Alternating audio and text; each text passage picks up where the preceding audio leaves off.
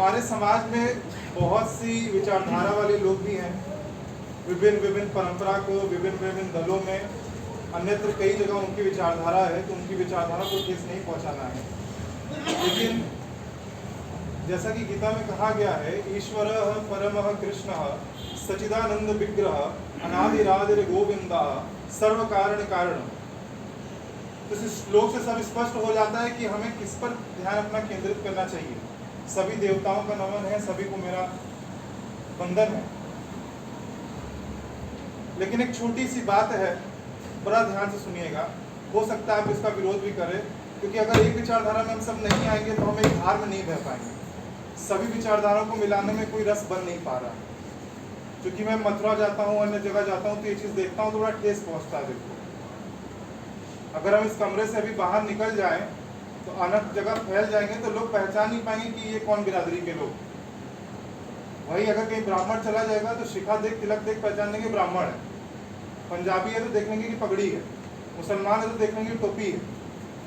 हम ये नहीं करें कि आप इस तरीके से उसको बहुत वो करिए, लेकिन कम से कम अपनी परंपरा को संरक्षित करते हुए समाज को दिखना चाहिए कि संरक्षित हो रही है।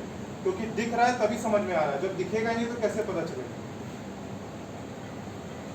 और जैसा कि फोटो में आप देख रहे हैं, हमारे ठाकुर जी ने अपने मस्तक पर तिलक धारण किया हुआ है, और तिलक शास्त्रों के हिसाब से हमारे ठाकुर जी के चरणों की रज है।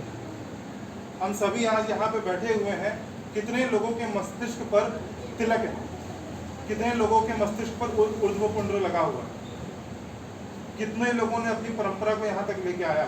मैं किसी का विरोध नहीं करना चाहता, क्षमा प्रार्थी हूँ, हो सकता है मेरी बातों से आपको ठेस पहुँच रहा हो, लेकिन मैं बस इतना देख रहा हूँ कि जिनको पूछ करके आज इस्कॉन इतना बड़ा संस्था बन चुका है कि जितने देश पूरे विश्व में है, लमसम हर जगह आज भगवान के मंदिर।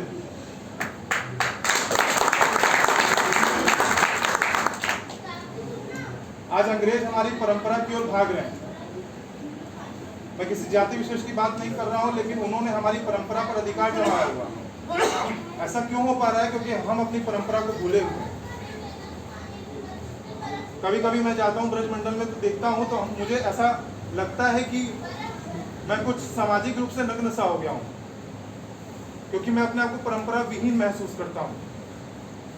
इसके कई अन्य कारण हैं, मैं इसका कोई वो नहीं देने जा रहा हूँ। जो हो चुका सो हो चुका। लेकिन अब मैं ये विनम्रता पूर्वक निवेदन करता हूँ आपके माध्यम से कि कृपया आप इस चीज़ को अगर समाज में लाने का प्रयास करते हैं, तो मुझे ऐसा लगता है कि जब यहाँ पे सब व्यक्ति वैष्णव तिलक लगा के बाहर निकलेंगे तो लोग कहेंगे देखो वो याद हो जा रहा है। उसके चेहरे पर उसके इष्ट का चरण रज पड़ा हुआ, देखो कितने गौरव के साथ जा रहा है। वो देख करके जो गौरव महसूस होता है वो वाकई दिल को बड़ा सुकून पहुंचाता है। तो ये बहुत ही छोटा सा सुझाव था, और इसके साथ बहुत सारी चीज़ें हैं जो आप अन्य रूप से पालन कर सकते हैं। गीता का पाठ कर सकते हैं, बहुत सारी चीज़ें हैं। तो बस एक छोटा सा आपसे निवेदन था, इसी के साथ अपनी वाणी को मैं